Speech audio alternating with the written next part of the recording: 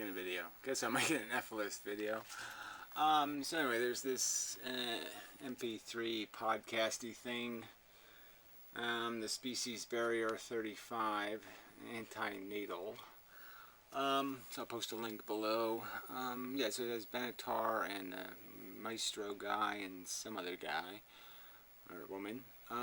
Anyway, there's two people who do the show, and they're mostly talking vegan subjects, but this one's more about the, yeah, more about the bigger dilemma of, prevention rather than cure. I would argue that I have argued, and I guess I'll continue to argue, that vegetarianism is it's a nice personal statement. It's a nice way of saying I can do my little bit, but it's not really a bit. It's more an idea than an action. Because it's a practical matter. It can't fix the magnitude of the problem. The magnitude of the problem is in nature itself. Every day, a tiny portion of the natural world slaughters, more animals than we eat in a year. And it's just a kind of disgusting truth of existence. Even though there's hundreds of billions of animals consumed by human beings every year, nature in another huge magnitude to its own numbers destroys living things in a manner where there's no anesthesia. It imposes torturous disabilities and limitations on organisms and obliges them to struggle and crawl through their existence. So really, the magnitude of the problem is in the process of the natural process, the blender that is nature. And that's sort of gotten to a little bit in this conversation. So I thought it was worth, so anyway, so so it gets to the subject of efilism without using the word efilism. And that's where Benatar speaks about that subject in this segment. So I'm going to play some of this and respond to it. So it starts off fine. So let's listen to the starting off fine part. To extinction. So I'm not worried about a planet that does not have any sentient life. In fact, I think a planet of that kind would be much better than a planet like ours, which is just filled with suffering, both human and non-human animals. So I'm not worried about extinction per se, but the means may be worrying. So we've established this, it might be wrong to breed domesticated animals into existence, but would you advocate sterilizing free-living animals, for example? Yes. Now, obviously, there are some issues of welfare concerned with sterilization, but it's not a pain-free experience for that animal. There's going to be some post-operative pain. There may be up. Yeah, sorry about sorry, my technology is failing me a little here. Yeah. Stop it. Just stay on one volume, please. Hissing at me. So the question is put, would you be satisfied with a sterile planet Earth, or if somebody asked him the question, if it took a millisecond, you snap your fingers, life is quiet, planet Earth is quiet, would you snap your fingers? It seems like Benatar is saying yes. It's a preferable condition. So anyway, but then he says about sterilization. Well, if you can sterilize things harmlessly, that is, no surgery, well, that would be fine, I think, under Benatar's perception of how things are. Now, whether he thinks he has a right to sterilize humans, it was a tricky question. I don't think it really came to that. I think he might say that, yes, under a democratic rule, it might be in effect a legitimate human activity. But anyway, but this whole argument about, I get sort of annoyed with it, as if we have a right to impose surgery on animals for the purpose of sterilization, and I would argue that it doesn't make any sense from an antinatalist point of view. animals don't have any investment in any perception of any right to the future. They don't worry about it. They live in the present. To say you could somehow insult their dignity by not allowing them to wake up from anesthesia is kind of idiotic. They don't have bills to pay. They don't have an agenda that needs to be taken care of. They really don't. And it's kind of silly to say put animals through the stress of surgery. To have them wake up, be in pain. That you can't moderate their pain effectively because they can't tell you how they feel. So it's going to be highly stressful. In my opinion, kind of a gross imposition, and for nothing. There's no, like I said, there's no rational reason to think an animal is in any way that you're in some way offending either its dignity or its intelligence by preventing it from, say, waking up. To harmlessly put an animal to sleep, to end its life in some harmless manner, I don't think there can be any kind of rational ethical diagram that makes that somehow a bad thing. It just doesn't make any sense. They're not invested in their future. Their obligations to the future don't exist as they do with humans. We have obligations that need to be cleaned up and finished before we can legitimately say never wake up, I think. Other implications for animal welfare, but I think if we do this in the best possible way, that is far preferable to many more animals being bred, many more companion animals being bred. So now we changed to companion animals, and yeah, that's true. I don't think anybody should have pets. We shouldn't be doing that as some sort of legitimate human activity, enslaving organisms to our comfort and entertainment. That it's not fair. It's not right. And I've sort of dealt with the leftovers of that, which is a bunch of homeless animals showing up at my door, needing somebody to comfort them. And then when it comes time for them to die, I have to end up spending the $75 to have them humanely put to sleep. And these are obligations that the pet owners aren't taking care of. They create the liability, and then they don't clean up the mess. Most pet owners, especially cat owners, don't even bother to socially responsibly license their cats.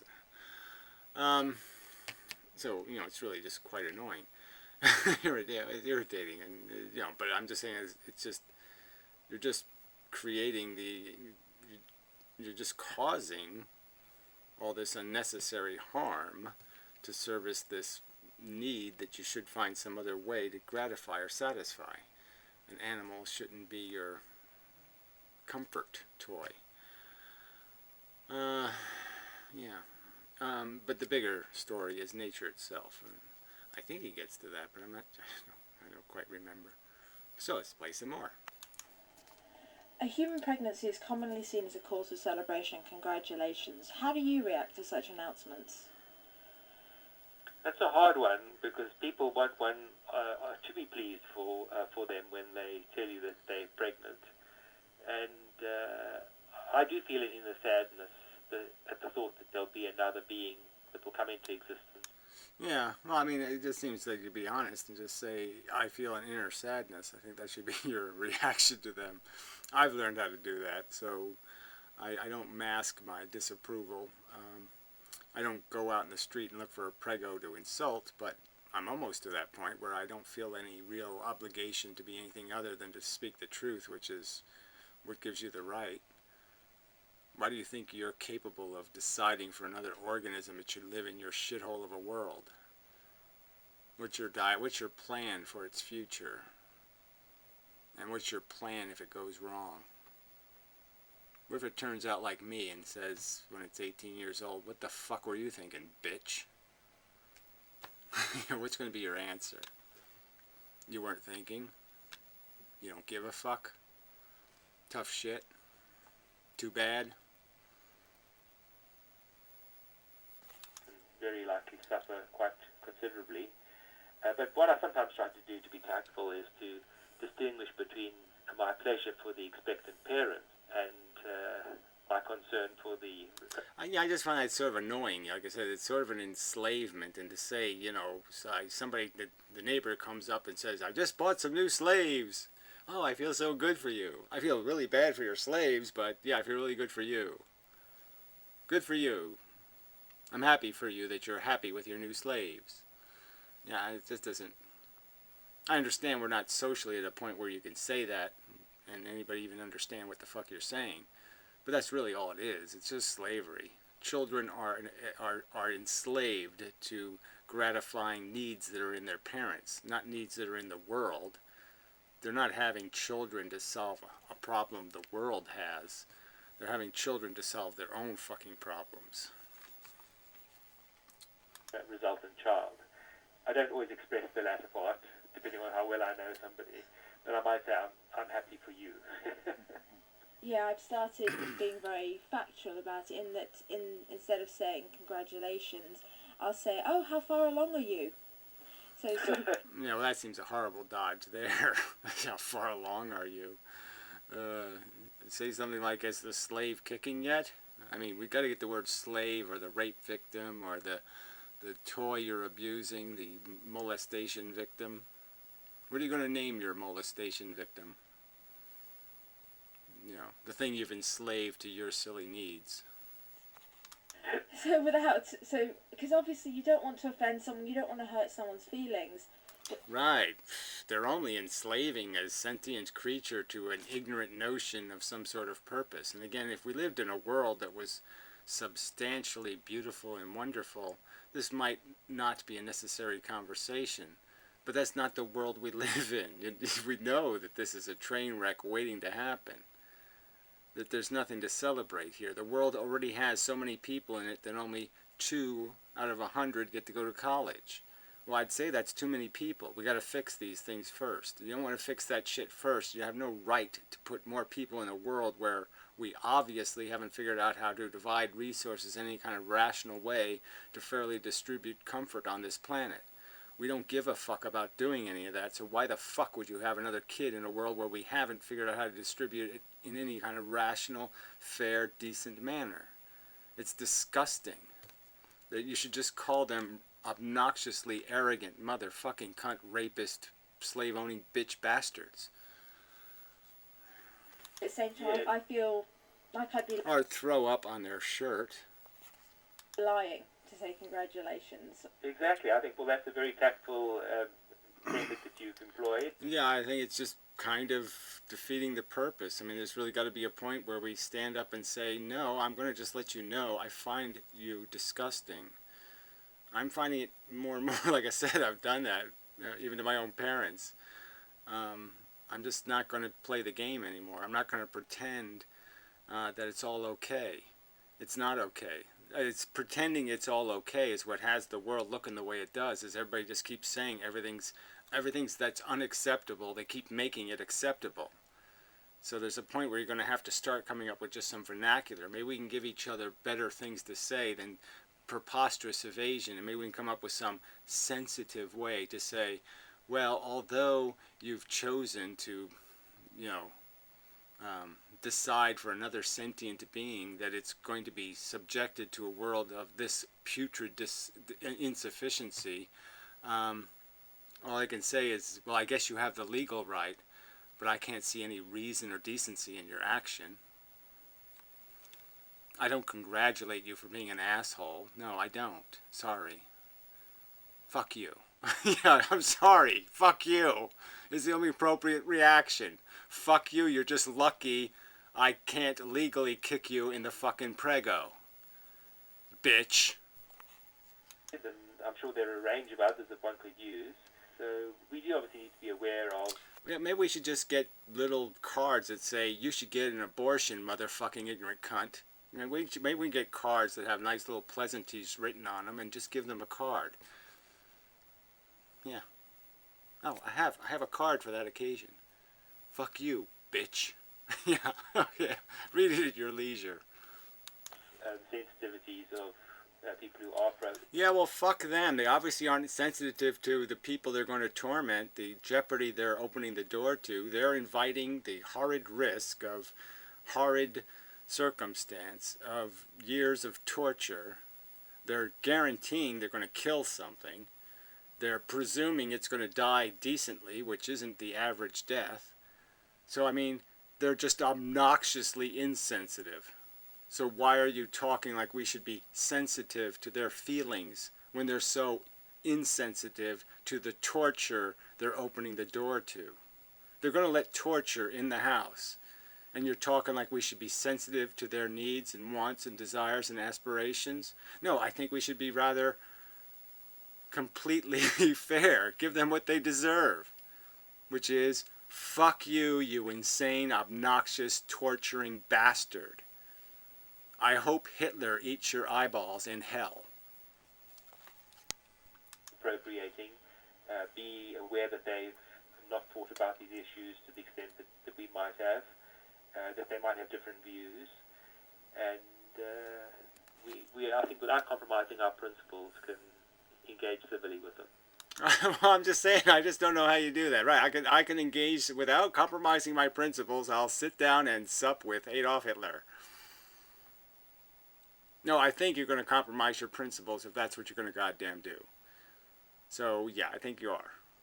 So I think we either are to say, yeah, okay, it's time not to compromise principles. It's time to just say, look, if you're pregnant, you really don't want to invite me to comment on it. Because I'm not going to say anything nice to you, you stupid, ignorant cunt. I mean, I've told women, friends of mine, I mean, look, if you ever get pregnant, just never call me or say anything to me because I'm not going to have anything nice to say to you. I mean, I've warned them already that it's about the worst crime a woman can commit. Really.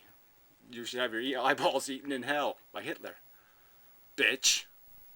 And I personally don't know any women who are really smart enough to give me an argument to say, I know what I'm doing.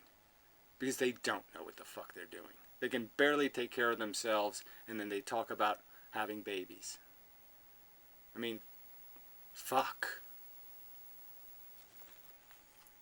You must be greatly frustrated by parents not considering these issues in advance of becoming pregnant. Yes, indeed.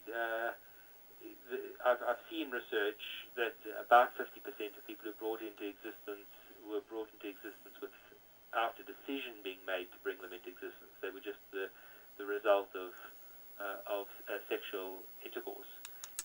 Well, that sort of it is a decision, you know what I mean? I mean, if you don't wear a condom, come on, you've made the decision.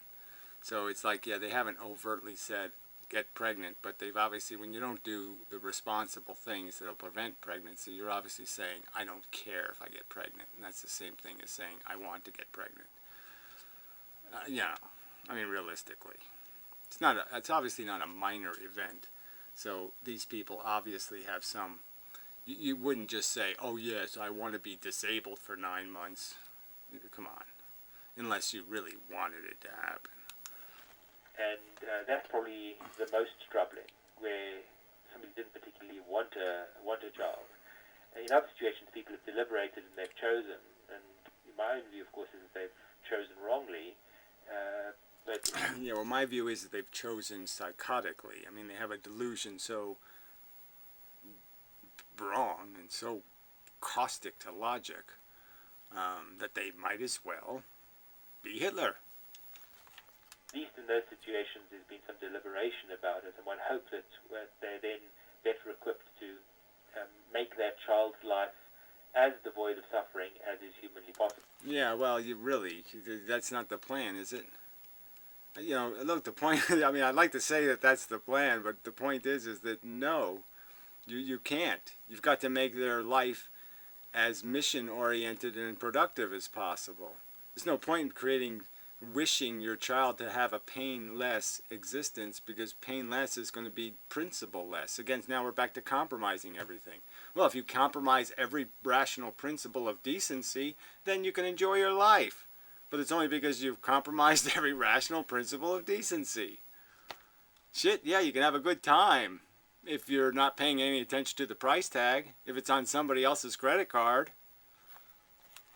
Now, I don't think that as humanly possible is ever good enough, but clearly there are some lives that are much worse than others, and unplanned children. Yeah, right. And there's no way that anybody ahead of time could ever know that they're going to be lucky.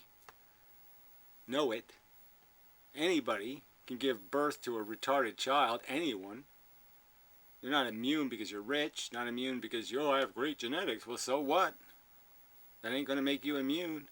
It's not going to make you immune for your kid getting hit by a car at 7 years old and be paralyzed for the rest of his life. You're not immune.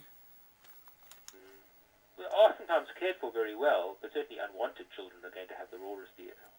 You've worked on the issue of pain in fetuses. What were your findings, and do you consider abortion to be moral if the alternative is bringing a new human into existence?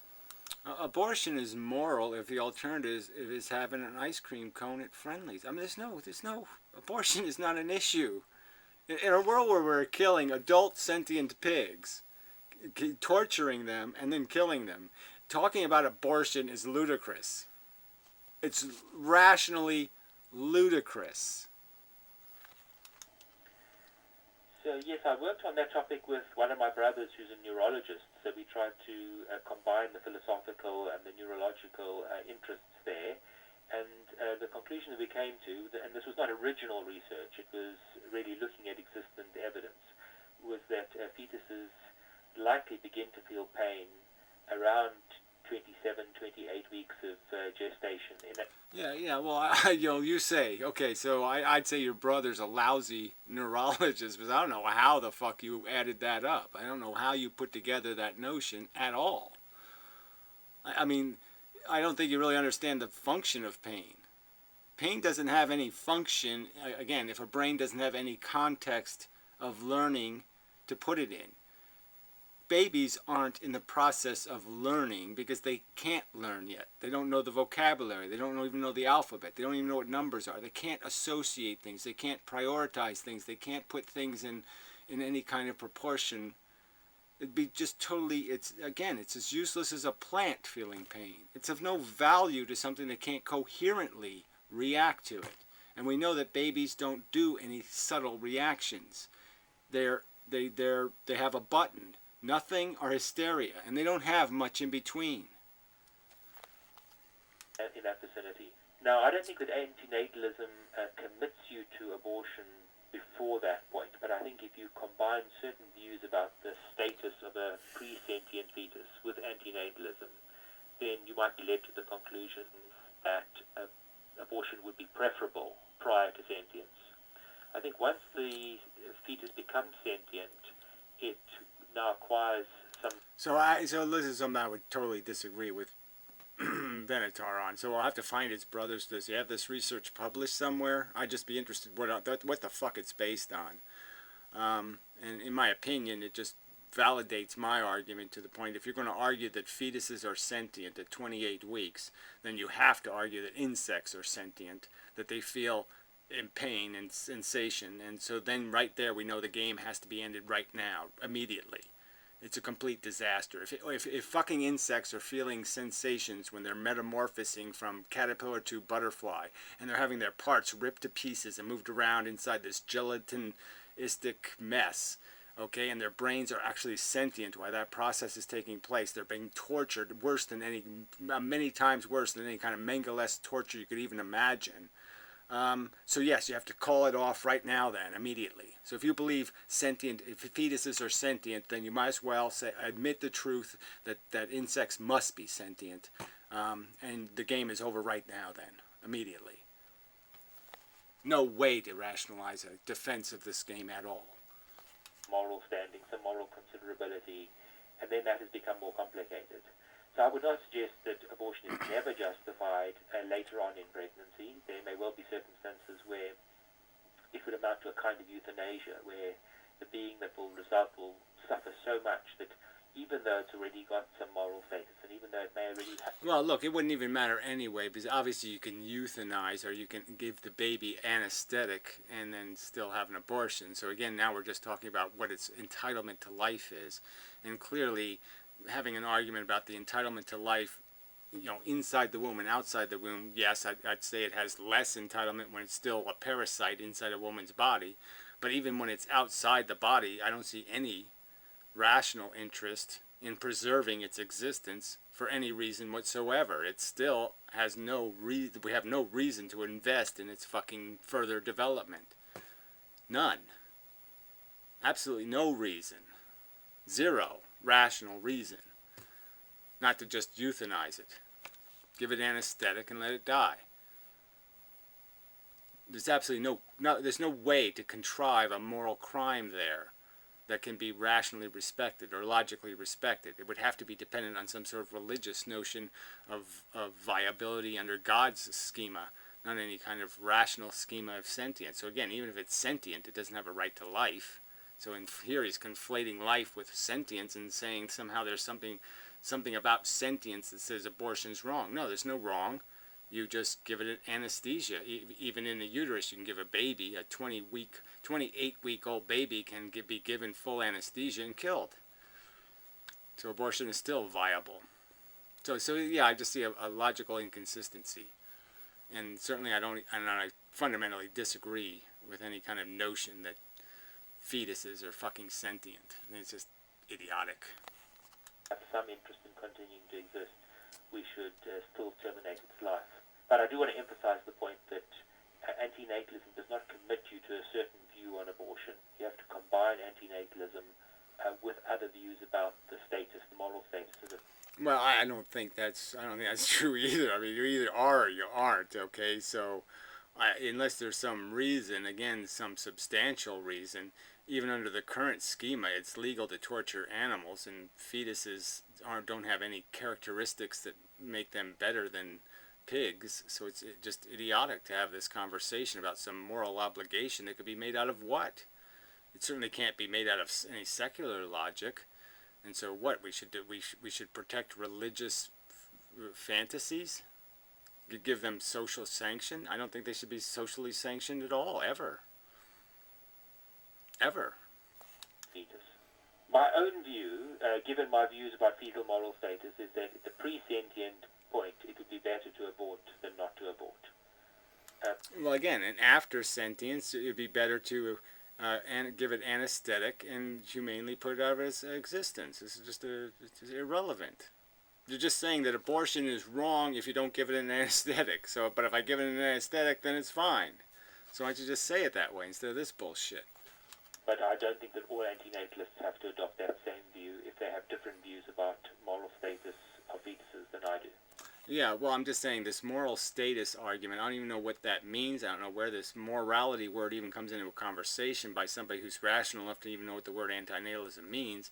Where do you get any morality in here? What morality made out of what? Again, it's an obnoxiously unuseful word. There's no ethical crime. There's no violation of any friggin' discernible right to life. It doesn't exist. It has no social entitlements or social responsibilities. It's not a player. So where can people find out more about your work?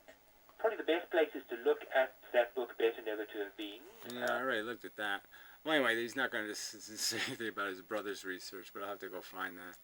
So anyway, that's probably enough. I don't want to drag it out. Like I said, the Mistro guy did a good job, and whoever the other person was, and they did a little conversation about this kind of stuff a little bit here and there. And so it was all quite interesting, useful. I mean, obviously it's all stuff I already know, but I just mean, it's good that it's good there is this shit. Yeah, so. And yeah, it's up to 190 views now, so I think I helped a little. So anyway, yeah, unfortunately the efilist channel can't help much. I did mention on the Envenom channel, so I think that helped. But anyway, till next time. I don't really want to. I mean, you just rag on about this stuff forever and ever, but I mean, there's just no rational reason. Wanting to live is built out of delusionary thinking, those kinds of expectations. And that's just out of desire. You're just hungry, and somebody's saying, I'm not going to let you eat anymore, so you feel deprived and denied.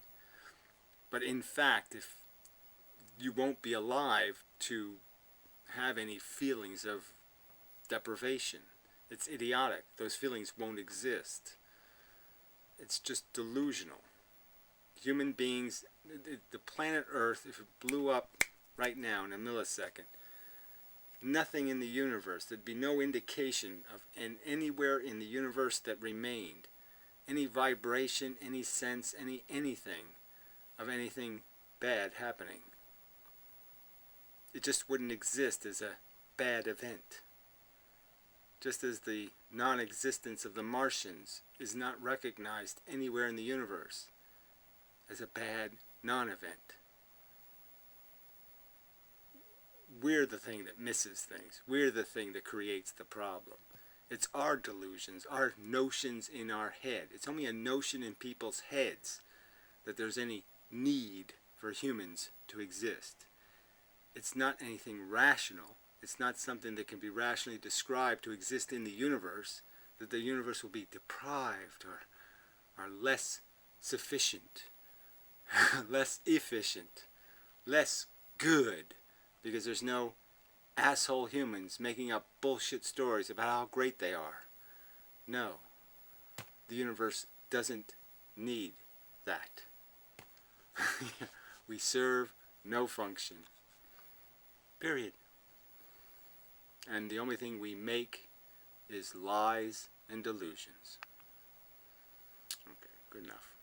Till next time and such.